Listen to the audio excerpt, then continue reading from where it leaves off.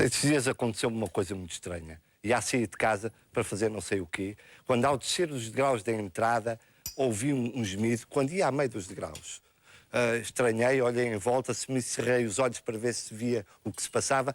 Não vi nada, não liguei a importância e continuei a descer as escadas. Quando ia mesmo a chegar ao fundo, voltei a ouvir os gemidos. Aí achei que algo estranho se passava. Foi então que, depois de me cerrar de novo os olhos para ver o que se passava, encontrei, a um cantinho das escadas, muito encolhidinha, uma história. Perguntei-lhe o que se passava e então ela disse-me: estou muito triste, muito solitária, há muito tempo que ninguém me conta, já não conheço nem reis, nem rainhas, nem príncipes, nem princesas, nem sequer uma pequena maravilha, estou muito triste, muito solitária. Eu tive pena da história e o que é que fiz? Peguei no meu cachecol, porque estava frio, embrulhei a história muito bem embrulhadinha no meu cachecol e levei-a para a minha oficina às escondidas. Pousei lá sobre uma mesa, deixei ficar e disse: eu já cá venho para falar contigo. E fui fazer o que tinha a fazer. À noite, quando cheguei a casa, voltei a falar com a história e disse-lhe outra vez: olha, explica-me lá afinal o que é que se passa.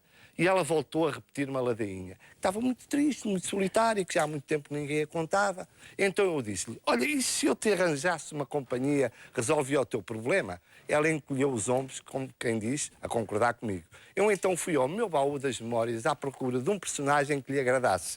E então, depois de procurar bastante, fui dar com o meu pirata da perna de pau, do olho de vidro, da cara de mau. Apresentei-o à história e disse: pronto, aqui tens companhia para conversar. A história, quando viu o pirata, olhou para mim e disse: só um, ainda se fossem dois, um não dá para nada. Eu disse: pois é, tens razão. Voltei então ao baú das memórias à procura de outro personagem que agradasse mais à minha história. E depois de procurar bastante, descobri lá este dragão.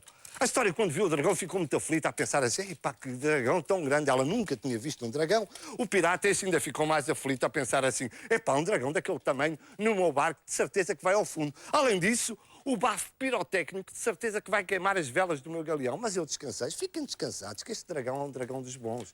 Nem sequer é azul, nem nada, é verde. Não, fiquem descansados. E fui pousar o dragão ao lado da história e do pirata. Os três puseram-se ali a conversar. Eu ainda fiquei um pouco embevecido a ouvi-los, mas depois estava cansado e disse: olha, vou mas é dormir. Amanhã falo com vocês. Saí da oficina e fechei-a, bem fechada, a 7 chaves. No dia seguinte, acordei muito bem disposto, agora tinha uma história só para mim, não é? Depois de ter feito o que é necessário para fazer para sairmos de casa, fui espreitar a oficina para ver o que se passava. Abri a porta e os três ainda se encontravam a dormir, muito encostadinhos uns aos outros. E o sol já ia a alto sinal que tinham estado à conversa toda a noite. Eu disse: pá, deixa-se ficar aí sossegadinhos, e fui trabalhar. Mas a meio da manhã pensei, e voltei a pensar, não estava certo. Uma história fechada a 7 chaves numa oficina não está certo. Uma história é para andar pelas bibliotecas, pelas escolas, pelas ruas, para andar, para ser contada. Então, cheio de remorsos, regressei a casa e, em passo de corrida, fui para abrir a oficina para libertar a história. Mas mal abri a porta, apercebi-me de que algo se passava. Os dois malandros, que já conheciam os cantos à casa, tinham-lhe aberto a porta e a história tinha sido embora. Eu fiquei um bocadinho triste, fiquei mesmo muito triste, mas depois pensei: era o que eu queria.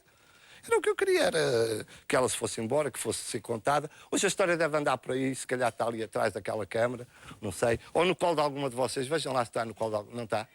Bem, mas se a virem, digam-lhe que pode voltar, que eu perdoo-lhe. Delfim Miranda, olá Delfim. Olá, Delfim, Olá, bom Manuel. dia. Um belíssimo contador de histórias